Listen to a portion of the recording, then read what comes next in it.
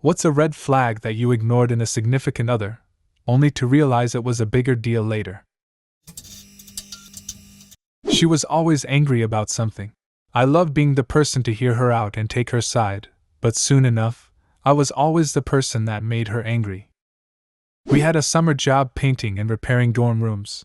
While we worked, one of us would start singing a song.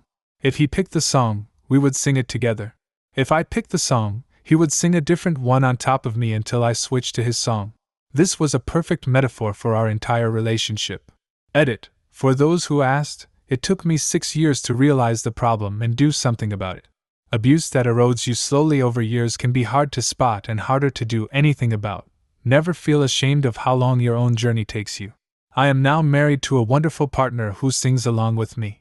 Ironically, our music tastes are completely opposite, and we both can't stand the other person's favorite songs.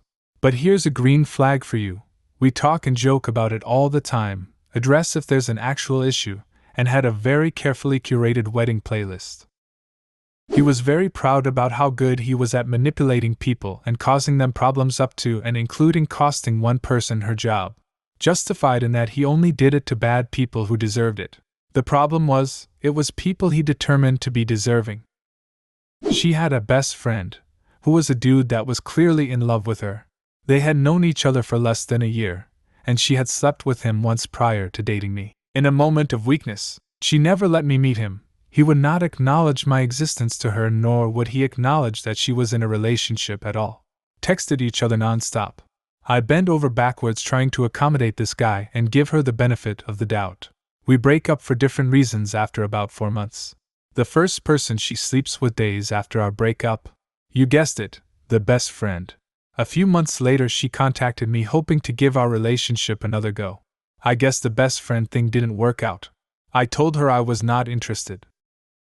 I wouldn't say it's necessarily a big deal now, but it has definitely made us reconsider our ways. I'm somewhat sloppy slob Y. Typical, bachelor things, leave socks in the living room, dishes pile up for 2 to 3 days. My wife never made a big deal out of it. I thought it was awesome that she didn't nag, like my mom used to. Turns out it's because she's even more messy than me. So we ended up living in a pigsty. The happy ending is that once we decided to grow up and make a chores list. We also tend to gain momentum once we start. It's just the getting started that's an issue we're working on. What's been helping is an app we use at home, but I'm sure there are others. There's a pre-made list of chores. We just went down and picked a few we know we are bad at and set them on a timer, 2 to 3 times a week for example. Then add a couple more chores a few weeks later. It helps because oftentimes we'll just be sitting on the couch on Reddit or Netflix while chores sit undone. With an app we get a notification and take a Reddit break to get something done. Her habitual abuse of my wallet. She'd come to me for little things at first, like her rent being due, and she need a tenner or 20 to make it through the week. Some small cash for groceries or bus fare to school or an appointment. This would go from once a month to in the end multiple times a week. She'd always tell some sob story till I gave in. Later found out she always had the money. In fact, she had plenty in the bank. She just didn't want to spend her cause she was saving up for a wild party vacation with her, as it turned out not so gay, male friend. Started with him not liking one of my friends. Then it moved to hating all my friends. Then it moved to hating my brother and parents. Then it went even further and transformed into wanting to get me away from them as soon as he absolutely. He even told me once or twice that he'd kidnap me if he had to. Isolation is a pretty good indicator he's going to be abusive. Yeah, I wish someone flat out told me that back then. Not a significant other, but probably one of the best friends I have ever had. Dude was the happiest and funniest guy you have ever met.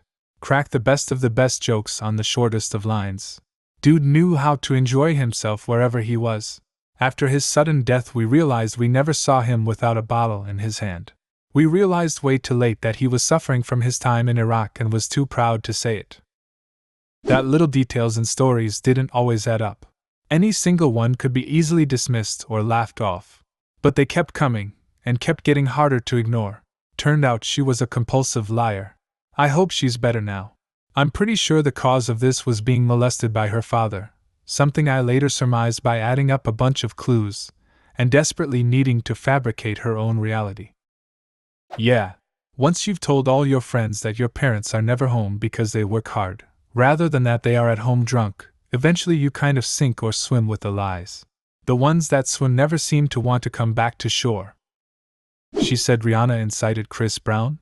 It was a red flag. She had a severe case of battered woman syndrome, and when we got in fights she would taunt me that a real man would slap her for mouthing off.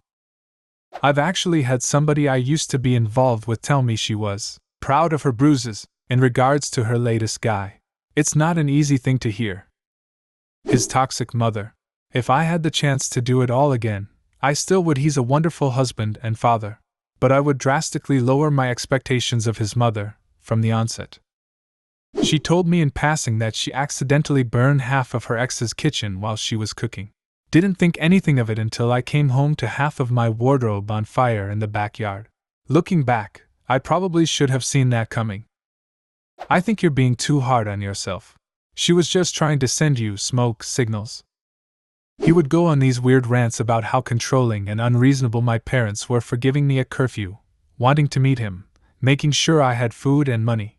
You know, being parents cause I was 17 at the time and still in school. Guess who turned out to be completely controlling and unreasonable?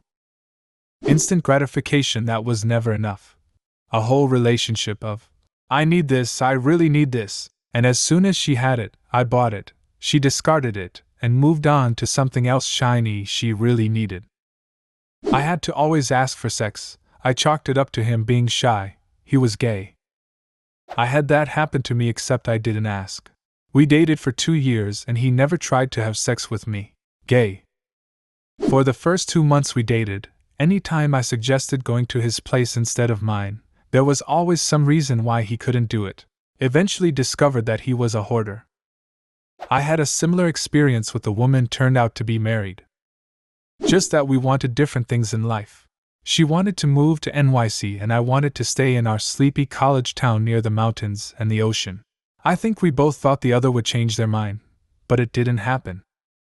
Those sort of things tend to change with people over time. 5 years ago I wanted to live right in the middle of a city in a fancy condo 100 feet above the ground.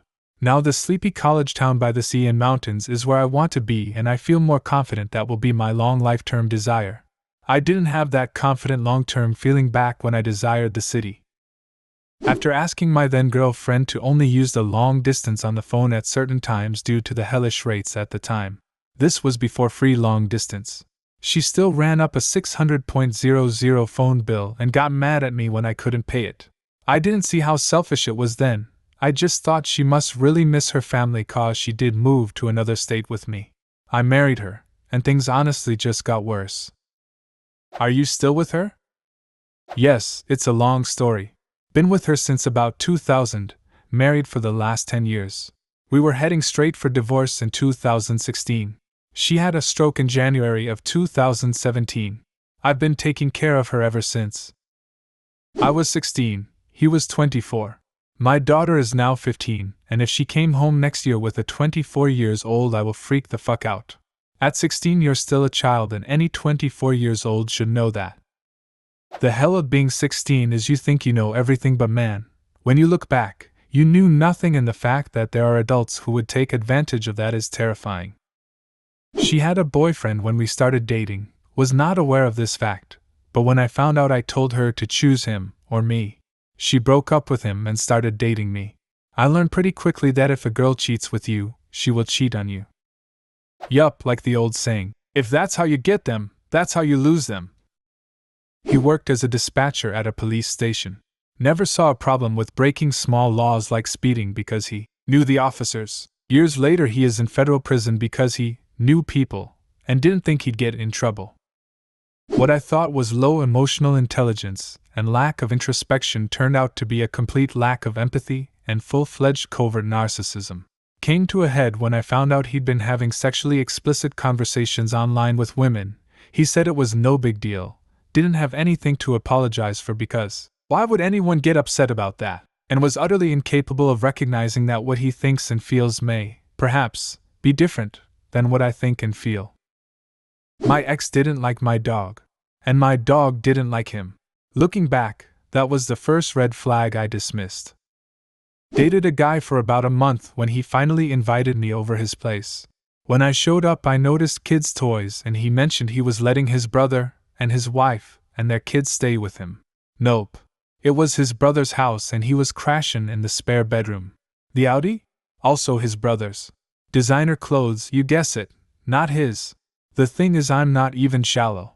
I wouldn't have cared if he stayed at his bro's, took the subway to work, and wore plain clothing. But why lie? He was dating someone else when he started dating me. Instead of dealing with it, he told her where I lived, and she showed up at my place. Our chat. So you're dating Kevin? Yeah. K, guess I'm not anymore. Good luck with him. Okay. I must first defend us by saying we were teenagers. And then clarify that yes, he did cheat on me eventually. I also did not know he was dating her until she showed up at my house. Also, cell phones, social media weren't a thing yet. There were worse things that happened in our relationship, but the whole cheating thing fits with a clear red flag I ignored. Fucking Kevin. What red flag in a partner did you ignore but later regret? Leave a comment and subscribe to the channel if you want to see more videos like this one.